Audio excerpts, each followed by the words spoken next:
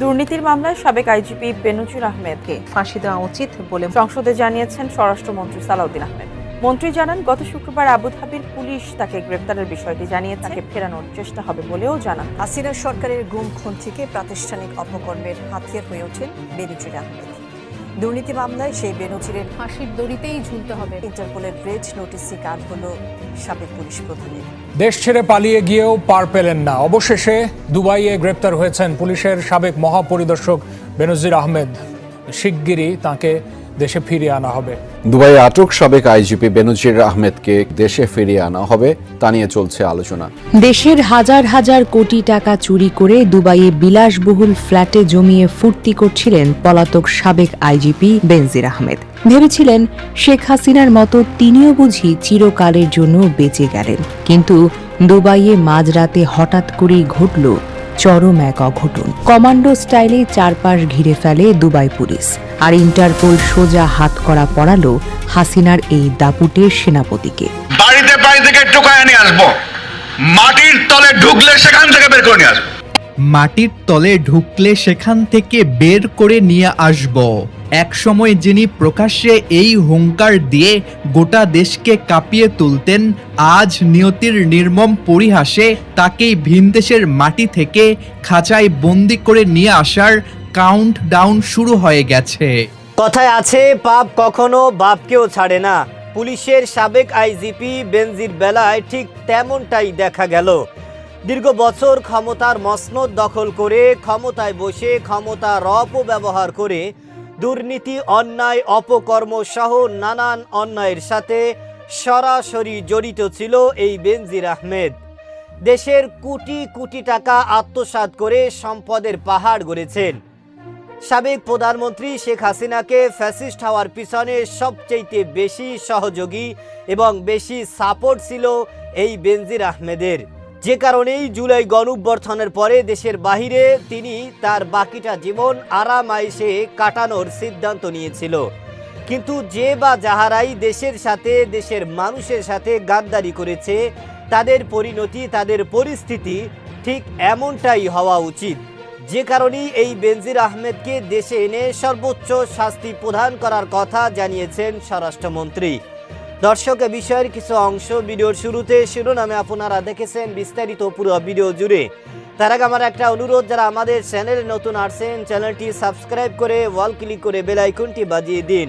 দর্শক, চলুন দেখে আসি এই বেনজির আহমেদকে কিভাবে গ্রেফতার করা হয়েছে এবং কে বা কাহারা তাকে ধরিয়ে দিয়েছেন এবং তার বিরুদ্ধে কি কি অভিযোগ উঠে এসেছে সেটা আপনারা পুরো ভিডিওটা দেখলেই বুঝতে পারবেন। ভিডিওটা অত্যন্ত গুরুত্বপূর্ণ, তাই ধৈর্য ধরে একটি লাইক এবং পুরো ভিডিওটা শেষ পর্যন্ত দেখতে থাকো। পৃথিবীর ইতিহাসের সবচেয়ে বড় বড় সম্রাট আর রাজাদের পতন কিন্তু বাইরের কোনো শত্রুর হাতে হয়নি। রোমান সম্রাট জুলিয়াস সিজার থেকে শুরু করে বাংলার শেষ স্বাধীন নবাব সিরাজউদ্দৌলা, সবারই পতন হয়েছে একদম কাছের সবচেয়ে বিশ্বস্ত মানুষের বেইমানির কারণে। ইতিহাস বারবার একটি অমোঘ সত্য আমাদের সামনে তুলে ধরে, আর তা হলো বড় বড় ক্ষমতাবানদের পতন কখনোই বাইরের শত্রুর হাতে হয় না। তাদের পতন ঘটে সবচেয়ে কাছের এবং অত্যন্ত বিশ্বস্ত মানুষের হাতে। ঠিক এমন এক অবিশ্বাস্য, রোমহর্ষক এবং হলিউডের ক্রাইম থ্রিলার সিনেমাকেও হার মানানো বিশ্বাসঘাতকতার শিকার হয়েছেন বাংলাদেশের বিগত সরকারের আমলের অন্যতম প্রতাপশালী এবং দুর্ধর্ষ সাবেক পুলিশ প্রধান বেনজির আহমেদ।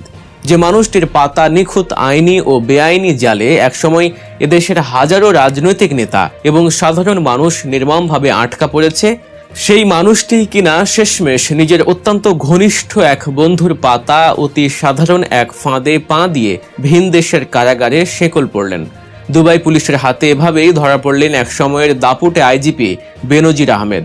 কিন্তু কিভাবে ঘটল এই নাটকীয় ঘটনা? কেন তার সবচেয়ে কাছের বন্ধু তাকে পুলিশের হাতে তুলে দিলেন? আর আন্তর্জাতিক আইনের নানা মারপ্যাঁচ পেরিয়ে ঠিক কোন প্রক্রিয়ায় তাকে ঢাকার মাটিতে ফিরিয়ে আনা হচ্ছে?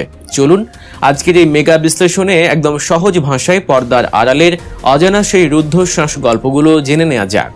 ঘটনাটির শুরু হয় গত 12ই জুন। অন্যান্য সাধারণ দিনের মতোই সংযুক্ত আরব আমিরাতের দুবাইয়ে নিজের বিলাসবহুল বাসভবনে পরিবারের সাথে সময় কাটাচ্ছিলেন আত্মগোপনে থাকা বেনজির আহমেদ।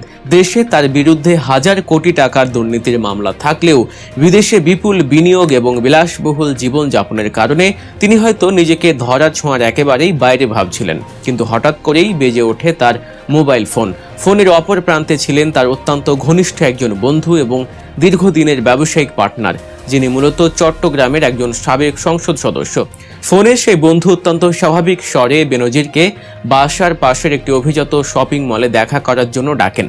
নিজের সবচেয়ে বিশ্বস্ত বন্ধুর এই ডাকে বিন্দুমাত্র সন্দেহ করার কোনো কারণই ছিল না সাবেক এই আইজিপির। কিন্তু শপিং মলে পা রাখতেই বেনজিরের চোখের সামনে যেন পুরো পৃথিবী উল্টে যায়। সেখানে বন্ধুর সাথে চায়ের আড্ডার বদলে তার জন্য অপেক্ষা করছিল দুবাই পুলিশের একটি চৌকস কমান্ডো দল। মুহূর্তের মধ্যেই তাকে চারপাশ থেকে ঘিরে ফেলে আটক করে থানায় নিয়ে যাওয়া হয়। বেনজিরের পরিবারের একসময়ের স্টাফ অফিসারদের দেওয়া তথ্য অনুযায়ী গ্রেফতারের পর সেই চরম মুহূর্তে দুবাই পুলিশের সাথে সেই সংসদ সদস্য বন্ধুর নিজস্ব লোকজনও সেখানে উপস্থিত ছিল। কিন্তু হঠাৎ কেন এই ভয়ঙ্কর বিশ্বাসঘাতকতা? বেনজিরের মতো এমন একজন ধুরন্ধর গোয়েন্দা কর্মকর্তা কিভাবে এত সহজে বোকা বনে গেলেন?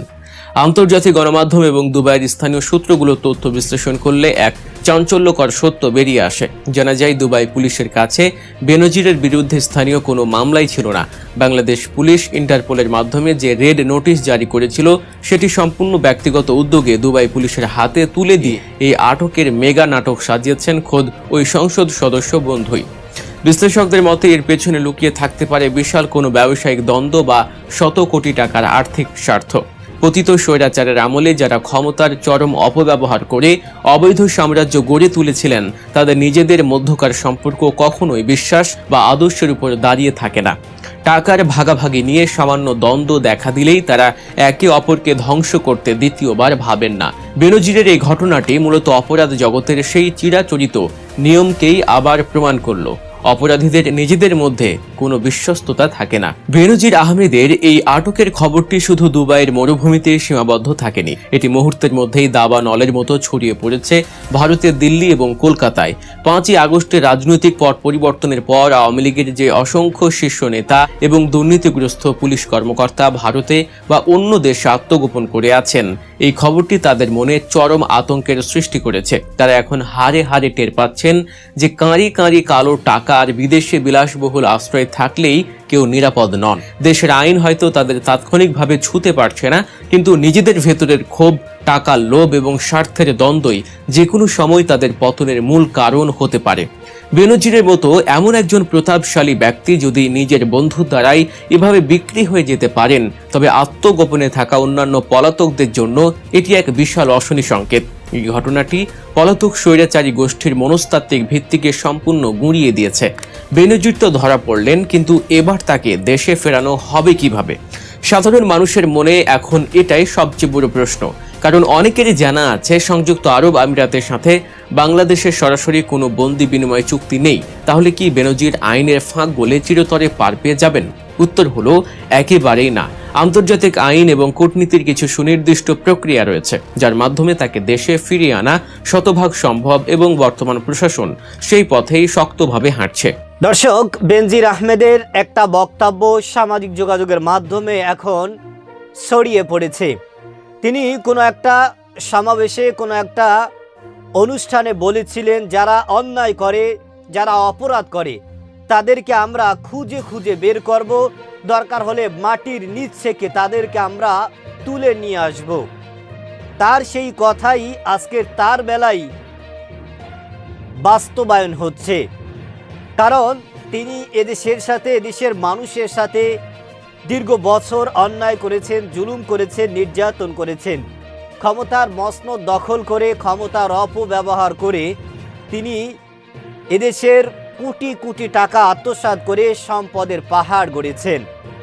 আজ সেই সম্পদের পাহাড়ই তার জন্য কাল হয়ে দাঁড়িয়েছে।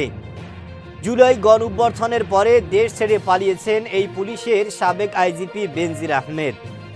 তার হয়তো আশা ছিল, আকাঙ্ক্ষা ছিল, তিনি যতদিন দুনিয়াতে বেঁচে থাকবেন ততদিন তার সেই কোটি কোটি টাকা এবং সম্পদ নিয়ে তিনি আরাম আয়েশে ভোগ বিলাসে জীবন যাপন করবেন। কিন্তু তিনি হয়তো ভুলে গেছেন পাপ কখনো বাপকেও ছাড়ে না, এবং দেশের সাথে দেশের মানুষের সাথে যে বা যাহারাই গাদ্দারি করেছে, বেঈমানি করেছে, তাদের শেষ পরিণতি, শেষ পরিস্থিতি ঠিক এই বেনজির আহমেদের মতোই হয়েছে। যে কারণেই দুবাইতে তিনি আটক হয়েছেন, গ্রেফতার হয়েছেন এবং অতি দ্রুত তাকে বাংলাদেশে ফিরিয়ে আনার সব ধরনের কার্যক্রম ইতিমধ্যে চলমান রয়েছে, অব্যাহত রয়েছে। এদেশের মানুষ আশাবাদী যে এই দেশে থেকে যারা এদেশের সাথে, এদেশের মানুষের সাথে যারা এদেশের ক্ষমতায় বসে, ক্ষমতার মসনদ দখল করে দুর্নীতি করবে, অন্যায় করবে, অপরাধ করবে, তাদের আজ অথবা কাল বাংলার জমিনেই তাদেরকে সর্বোচ্চ শাস্তি প্রদান করা হবে এবং তাদের অন্যায়ের কারণে, দুর্নীতির কারণে, অপরাধের কারণে তাদেরকে বাংলার জমিনেই শাস্তি ভোগ করতে হবে। সুতরাং পুলিশের সাবেক আইজিপি বেনজির আহমেদ, তার যেই ঘটনা, তাকে যে বাংলাদেশে এনে বিচার করা হবে, এই ঘটনা বাংলাদেশে ইতিহাস হয়ে থাকবে। এই বেনজির আহমেদের মতো যারা এখনো ধরাছোঁয়ার বাহিরে রয়েছে, অতি দ্রুত তাদেরকেও আইনের আওতায় এনে বাংলাদেশে তাদেরকে শাস্তি দিতে হবে এবং তাদেরকে শাস্তির আওতায় আনা হবে, যাতে করে বাংলাদেশে আর কোনোই রাজনৈতিক নেতাকর্মীরা ফ্যাসিস্ট হয়ে উঠতে না পারে, যাতে করে তারা এদেশের নিরীহ অসহায় মানুষদেরকে নির্যাতন, জুলুম, টর্চার করতে না পারে। সেজন্য বাংলাদেশের নবনির্বাচিত প্রধানমন্ত্রী তারেক রহমানের মাস্টার প্ল্যান ইতিমধ্যে বাস্তবায়ন হচ্ছে। তার একদল কর্মী, তার একদল লোকেরা, তারা চিরুনি অভিযানের মাধ্যমে এ ধরনের গুরুতর অপরাধ করে যারা এখনও ধরাছোঁয়ার বাহিরে রয়েছে, তাদেরকে অতি দ্রুতই আইনের আওতায় আনার তারা তাদের চেষ্টা অব্যাহত রেখেছে। দর্শক, এই সাবেক পুলিশের আইজিপি বেনজির আহমেদের সম্পর্কে আপনার কি মতামত, সেটা আমাদের কমেন্ট সেকশন অবশ্যই জানাবেন। আজ এ পর্যন্তই। সুস্থ থাকবেন, ভালো থাকবেন। দেখা হবে আগামী কোনো ভিডিওতে, কথা হবে নতুন কোনো বিষয় নিয়ে। সে পর্যন্ত ভালো থাকবেন। খোদা হাফেজ।